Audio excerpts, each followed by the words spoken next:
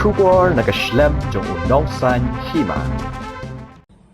Yesterday in the evening, which is the 18th of February, there had been an attack in the constituency, in Andhra constituency, where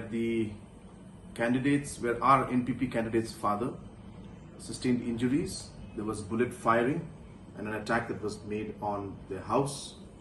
And this is not the first time this is happening, but through this entire election process, many of the NPP candidates' houses, their workers' houses, their relatives have been attacked, and we have repeatedly conveyed and informed the Election Commission about it. This is being done by certain candidates of certain political parties, and we have given all the details to the Election Commission.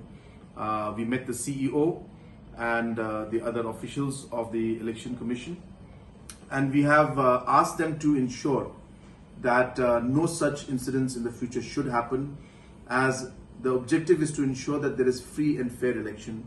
So every step necessary to ensure that such kind of violence does not take place in the future was discussed, including providing additional forces and additional security to these candidates, especially the ones who are being targeted. Also to ensure that hypersensitive constituencies are declared so that more security arrangements can be made now, and also more importantly during the polling time. Also to ensure that there is no interference from any kind of groups in the different constituencies, to ensure that there's fair election. Also to ensure that all the provisions of the Election Commission, including the surrender or taking of the armed licenses, should be done at the earliest. At the same time, proper monitoring should be done of different situations, so that no further violence or incident occurs.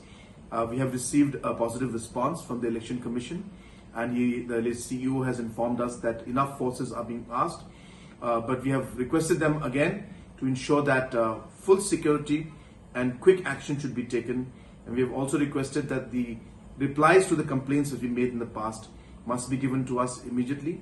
And at the same time, there are certain officials also from the government side who could be using their position to influence candidates and influence workers and voters. We have asked that those individuals and officials also be transferred at the earliest.